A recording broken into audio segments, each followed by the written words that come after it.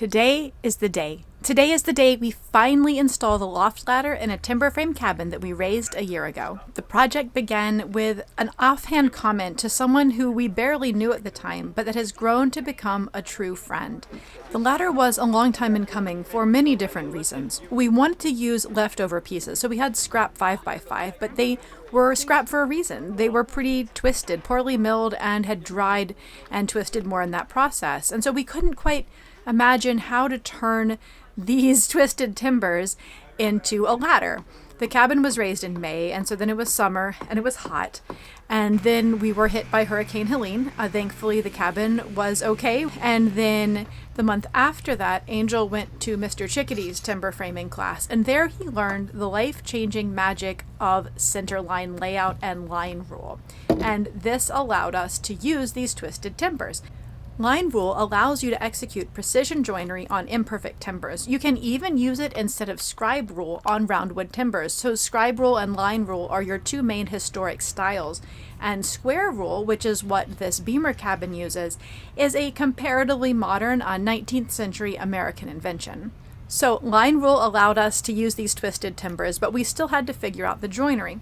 So Angel put a lot of time into developing a dovetail router jig for making large tapered dovetails.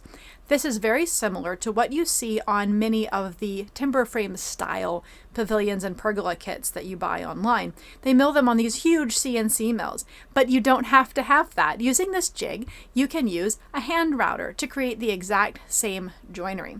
And this is fantastic for making things such as pergolas. We've also used it for some furniture applications, and it is perfect for the ladder because you can put it in the middle of a post. When you make your dovetail and mortise at the top of the post, you use the same setting on the jig. When you need to put it in the middle of the post, you make a mortise that is a bit larger than the tenon, so that the bottom of the tenon can get into the mortise, and then you slide it down to lock it into place.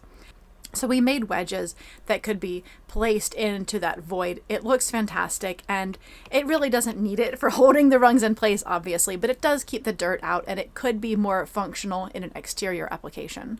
Because the 5x5s are obviously very large, we put a heavy chamfer on the outside edges of those ladder rails and then also on the rungs to help protect both hands and shins. So this cabin is the beamer cabin, as it's called from Will Beamer's book on timber framing. So the floor of this loft is 8 feet in the air. That's a pretty typical loft height. So this style of ladder would work for you in any loft situation. And we did use 7 rungs.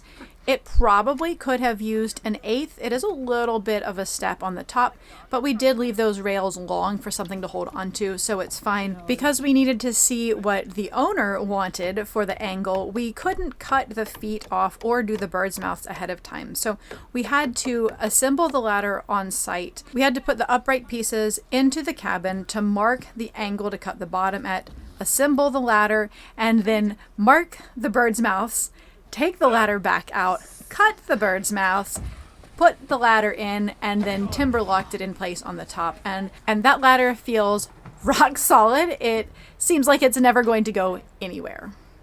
This timber framed loft ladder really completes the look of the entire timber frame cabin, which is actually used as a she shed and work from home shed by the owner, not a live-in cabin. But whatever you're using it for, this kind of ladder is a really beautiful addition to the space. We hope that this video serves as an inspiration for you and gives you ideas about ways that you could make your own loft stair ladder, whether you have a timber frame cabin or something completely different.